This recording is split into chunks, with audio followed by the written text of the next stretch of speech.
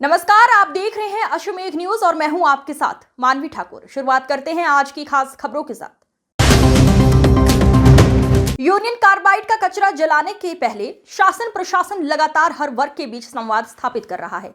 कचरे का निष्पादन कैसे होगा, कचरा जलाने पर हानिकारक गैस निकलेगी या नहीं, इसकी जानकारी दी जा रही है। मंगलवार को डॉक्टरों के बीच संवाद किया गया। धार कलेक्टर ने एक वीडियो प्रेजेंटेशन के माध्यम से कचरा निष्पादन की जानकारी दी। पीथमपुर के राम की कंपनी में भोपाल स्थित यूनियन कार्बाइड में हुए गैस कांड के बाद बचा कचरा कैसे जलेगा, ये वीडियो के माध्यम से हर वर्ग को दिखाया जा रहा है। दरअसल हाईकोर्ट ने शासन को कचरा निष्पादन से प्रभावित होने वाले हर वर्ग के साथ संवाद करने के निर्देश दिए हैं। इसी के तहत शासन प्रशासन पीथमपुर, धार और इंदौर में लगातार संवाद आयोजित कर रहा है। संवाद कार्यक्रम में संभागायुक्त दीपक सिंह और धार कलेक्टर प्रियंक मिश्रा अलग अलग वर्ग से संवाद कर रहे हैं। मंगलवार को अरविंदो अस्पताल में डॉक्टरों के बीच संवाद कार्यक्रम किया गया। इस दौरान कई डॉक्टरों से जलाने की प्रक्रिया, जलने के बाद निकलने वाली गैस से होने वाले दुष्प्रभाव पर सवाल उठाए।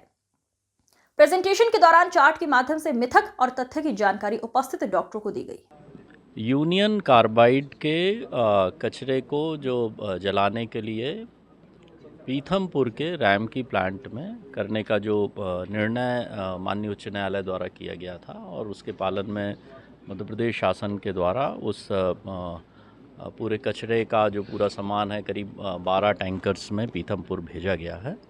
उसके बारे में आज हमने एक कार्यशाला आयोजित की थी। इस कार्यशाला में पोल्यूशन बोर्ड के अधिकारी, विभिन्न जो यहाँ पर डॉक्टर्स हैं, शासकीय क्षेत्र के, निजी क्षेत्र के, जो यूनिवर्सिटीज़ के, कॉलेजेस के, स्कूल्स के जो प्रोफेसर्स हैं, लेक्चरर्स हैं, जो विशेष रूप से साइंस बैकग्राउंड के हैं, उनकी एक कार्यशाला यहाँ पर हमने रखी थी।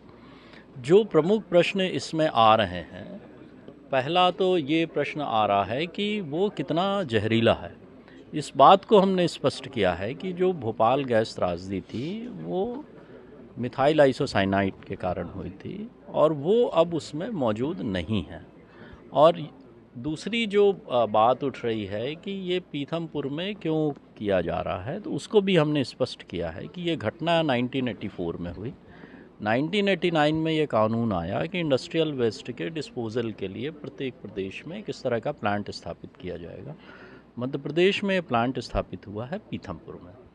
आज के प्रेजेंटेशन में हमने पूरा उसका जो प्रक्रिया है, उसका क्या वैज्ञानिक आधार है, क्या प्रक्रिया अपनाई जाएगी और किस तरह से ये वहाँ के जन सामान्य के लिए एक सुरक्षित तरीका होगा, उसके बारे में हमने प्रस्तुतिकरण दिया है। जो यहाँ पर आए हैं डॉक्टर्स हैं, प्रोफेसर्स हैं, लेक्चरर्स हैं, उन्होंने बहुत सारे प्रश्न भी किए हैं, उन प्रश्नों का भी समाधान किया है और हमने इस डिस्कशन को ओपन भी रखा है।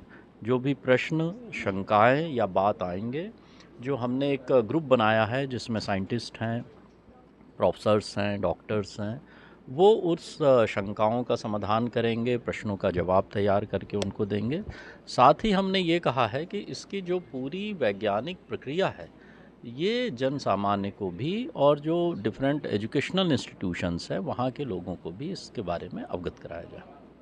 देखिए, मेडिकल कम्युनिटी में कुछ लोगों के द्वारा जो भी दावे किए जा रहे हैं उनकी सत्यता के बारे में मेरा बस यही जवाब रहेगा कि जब इस कचरे को 2015 में सैंपल के रूप में जलाया गया था, उससे जो भी उसके जो रिज़ल्ट्स थे वो पब्लिक डोमेन में हैं।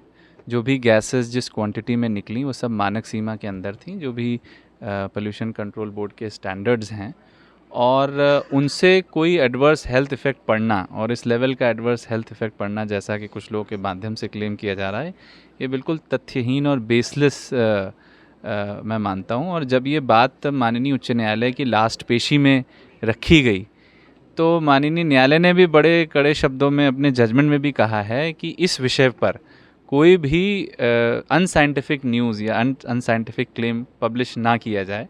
और मैं समझता हूँ कि इसमें हमारी नैतिक जिम्मेदारी है। जो आज हमारी वर्कशॉप थी वो हमारी मेडिकल कम्युनिटी के साथ थी। हमारी फंडामेंटल ड्यूटी है to promote scientific temper, Bharat के संविधान में लिखा हुआ है। और ये ज़रूरी है कि इस प्रकार की जब गलत जानकारियाँ आएँ तो जो लोग प्रक्रिया को समझते हैं, इस प्रोफेशन केमिस्ट्री को समझते हैं, मेडिसिन को समझते हैं, वो लोग आगे आएँ और उस तथ्यों को जानें। तथ्यों को जानने के लिए आवश्यक ये था कि तथ्य पब्लिक डोमेन में होना चाहिए और सभी इस विषय को लेकर के पूरी ट्रांसपेरेंसी के साथ सभी रिपोर्ट्स, सभी जानकारी पब्लिक डोमेन में है और पब्लिक डोमेन में उपलब्ध जानकारी को एनालाइज किया जाए और उसके बारे में कोई तथ्यों के साथ अगर कोई बात हो तो उसका जवाब दिया जा सकता है। नहीं, सभी वर्गों में हम आउटरीच कर रहे हैं। जो हमारे इंडस्ट्री के लेबर हैं उनके साथ हम इंडस्ट्रियल इस्टेब्लिशमेंट्स के साथ पार्टनरशिप में हम वहाँ कर रहे हैं। जो हमारे एजुकेशनल इंस्टीट्यूशंस हैं, चाहे हायर एजुकेशन के हों चाहे स्कूल एजुकेशन के हों, वहाँ हम स्कूल्स में टीचर्स के माध्यम से कर रहे हैं। सबसे पहले हमने लोगों से जो प्रश्न उत्पन्न हुए उनके आधार पे प्रश्नों का उत्तर तैयार किया। उसके बाद हमने जो हमारे प्रोफेसर्स हैं या टीचर्स हैं उनको मास्टर ट्रेनर के रूप में ट्रेन किया है सो दैट वो लोगों के बीच में जा कर के बात को अच्छे से समझा सकें। सर, यहाँ के जो 3 डॉक्टर्स थे जो